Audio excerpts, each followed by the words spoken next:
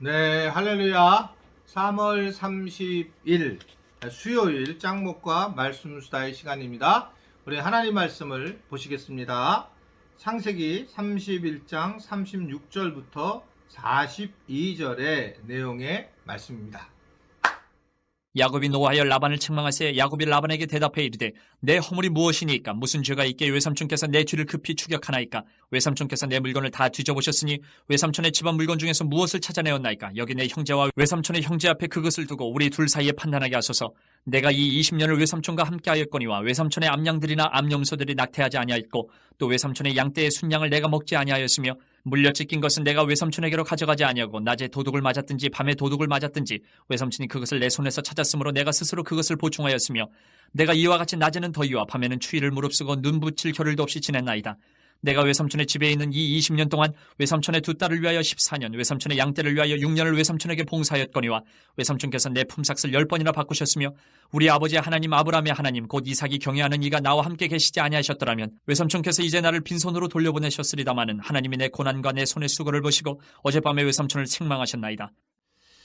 네, 우리가 어디 이렇게 연결이 쭉 되었냐면 야곱이 레아와 라헬에게 가나안 땅으로 가자 했을 때 그 아내들의 굉장한 지지를 받게 되는 과정에서 이제 라헬이 드라빔을 훔쳐오게 되죠. 이 드라빔은 결국 물질적인 복을 준다고 생각하는 거였고 혼합주의적인 생각을 갖고 라헬이 결국은 이것을 몰래 가지고 오게 됩니다. 자, 이것이 없어졌다는 사실을 안 아빠 라반은 일주일을 걸려서 이 야곱 일행을 추격을 하게 되고 그 추격하는 과정을 통해서 굉장히 분노했는데 이 드라빔이 없어지는 것에 대해서 하나님이 꿈에 나타나서 이제 다독다독거리면서 라반을 잡아버리죠. 그래서 이제 라반이 이제 도착을 하게 되고 서로 만나게 되는 이야기입니다. 그러다가 우리가 어제 보지 못했지만 결국은 이것을 찾아요. 드라빔이 있다라면서 막 분노하고 드라빔을 찾으려고 하는데 이것을 이미 눈치를 챈 그 딸인 라헬이 자기 안장 밑에 드라빔을 잘 숨기게 됩니다. 그러면서 자기가 지금 월경 중이니까 내려가지 못해서 인사를 못한다라고 얘기를 하면서 결국 드라빔을 찾지 못하게 됩니다. 그리고 뒤에 나온 본문이 오늘 본문의 내용이에요. 오늘 본문의 내용의 말씀을 보면 바로 맨 앞부분에 31절에 야곱이 노하여 라반을 책망할세 라고 얘기하면서 내 허물이 무엇입니까? 라고 이제 이 드라빔을 찾지 못한 상황이 역전이 되면서 이 야곱이 이제 난리가 난 겁니다. 분노를 하기 시작을 했습니다. 결국은 이러한 허물이 내게 있는 게 아니라 당신한테 있는 거 아닌가 라고 하는 숨어있는 이야기를 터뜨리게 되는 거예요. 이 사람은 그렇습니다. 이게요. 사실은 이 분노가 숨어있다가 언젠가는 이렇게 터지면 이게 막 끝없이 나오는 거죠. 여러분 경험 있어요? 막 참다가 한꺼번에 터질 때 막 쫙 나오게 되는 거죠. 그러니까 사람은 이 분노를 어떻게 처리하느냐가 굉장히 중요해요.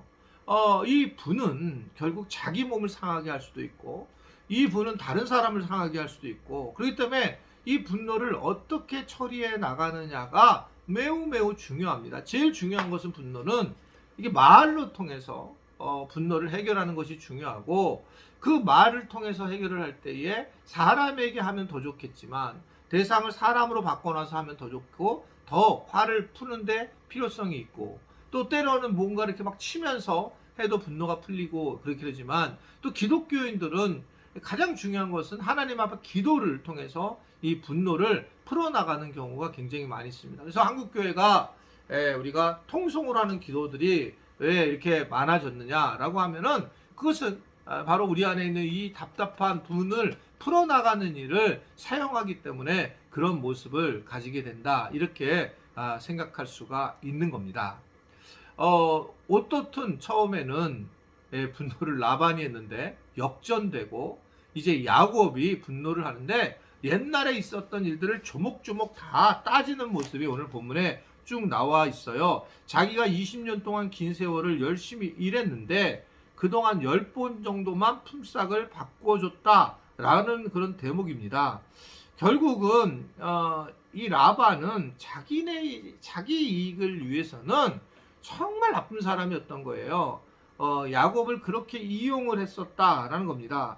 그러니까 결국 악랄한 사람의 어떤 모범이다 그렇게 보여져요, 이 라반이요. 그러니까 뭐 그 다 자녀들도 이 라반에 대해서 자기를 외국인으로 생각했고 뭐 돈으로 생각했다라고 그렇게 얘기를 하죠.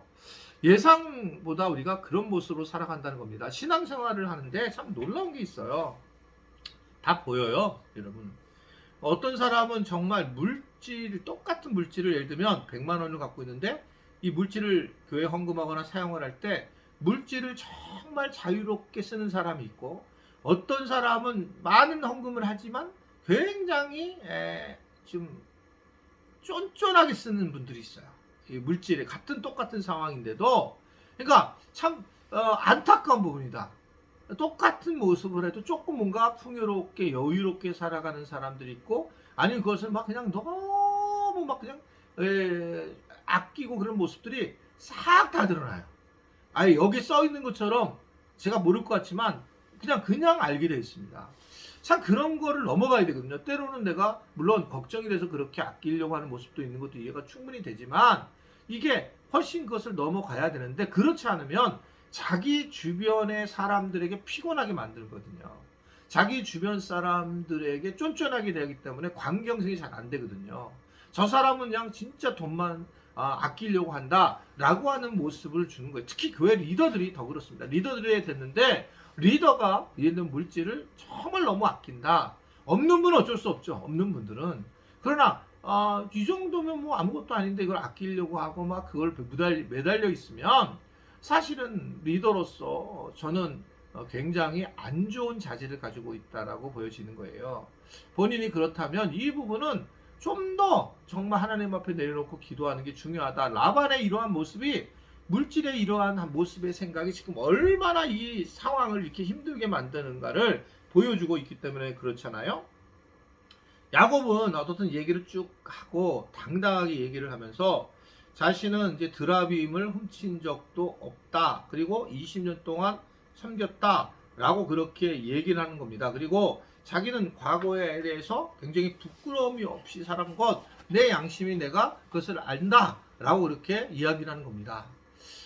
저는 제가 한번 양심에 대한 말씀을 특세 기간 동안 말씀을 드린 적이 있고, 양심이라는 것들을 잘 사용해야 된다라고 말씀을 드렸어요. 사실 하나님은 양심을 통해서 말씀을 하기 때문에 그렇다고 그랬습니다. 그렇다고 저 양심이라는 것이 하나님의 음성을 듣는 데 있어서의 중요한 기준이라고 볼 수는 없지만, 내가 양심적으로 이건 죄책감이 들고, 양심적으로 어려운 마음이 들고, 비천한 마음이 들고, 양심적으로 기쁨이 들고, 이런 부분들은 하나님의 어떤 마음과 굉장히 흡사한 연결된 부분이 있다는 겁니다. 내가 이렇게 하게 된 마음이 어려워요. 내가 물질을 요만큼 쓰면 어려워요. 이럴 때 물질을 우리가 사용해야 된다라는 걸 저는 생각해요. 뭐 큰 거라면 다른 얘기지만, 그러니까 이런 부분은 자기도 알고 저 사람도 알아요. 나는 저 사람이 한 번 사면 나도 한 번 사야 되는 거예요. 이것은 내가 아낄 수도 있겠지만, 그랬을 때 양심 자체가 이 부분에 대해서 조금 뭔가 부끄러운 마음이 들면 좀 어렵더라도 사는 것이 너무나 당연하고, 이러한 정리는 굉장히 중요합니다. 교회 순모임 때도 마찬가지예요. 당신이 한번 사면 내가 조그만 거 사야 되고, 이런 것들 한 사람이 계속 산다. 이거는 또 다른 이 공동체가 건강하지 못하는 그런 모습들이에요. 순장이라고 사는 것은 아니에요. 또 돈을 많이 버는 사람들이라고 다 사는 것이 아닙니다. 조금 더 살 수 있고 조금 더 크게 살 수 있을지 모르겠지만, 함께 더불어 가는 것은 매우 중요한 부분이다 라고 볼 수가 있습니다. 바로 그것은 양심을 통해서 우리는 알 수 있고, 그래서 양심이 화인 맞으면 안 되고 양심이 죽으면 안 돼요. 그래서 이 양심을 계속 하나님 앞에 드러내는 것, 양심을 빛으로 나가서 하나님 앞에 세워 나가는 것이 매우 중요하다라고 볼 수 있고, 오늘 바로 이러한 부분에서 이 야곱이 적어도 자기가 진짜 드라이브를 훔친 걸 몰랐으니까 아내가 굉장히 당당한, 오늘 이 보면 막 정말 이 보통 때 야곱의 모습이 아닌 당당한 모습, 양심으로는 전혀 꺼리낌 없는 모습을 보게 되는 겁니다. 우리가 오늘 하루를 살아갈 때도 양심적으로 살아가시고 또 양심에 가능한 하나님의 마음이 합해져서 그 양심을 통해서 하나님의 음성을 경험하고 또 양심을 통해서 밝은 길을 가는 그런 은혜들이 곳곳에 있기를 주님의 이름으로 부탁을 드립니다. 기도하겠습니다. 오늘도 하나님 우리에게 양심을 주시고 이 양심에 따라서 또 말씀 수다를 나누게 하셔서 감사합니다. 그러나 우리의 양심도 어둠 속에 있는 걸 기억하고 양심이 늘 하나님 앞에 서서 빛을 바라볼 수 있도록 도와주시고 우리의 생각이 우리의 양심을 막아버려서 양심이 바른 하나님의 음성을 들을 수 있는 그런 통로이긴 하겠지만 잘못 판단하지 않도록 저희들에게 지혜를 주시고 또한 기도하게 하시고 무엇보다도 또 말씀을 통해서 늘 체크할 수 있도록 인도하여 주옵소서. 오늘 하루도 우리가 물질을 벌러 나가지만 물질의 노예가 되지 않는 하루가 되기를 바라며 예수님의 이름으로 기도드리옵나이다. 아멘.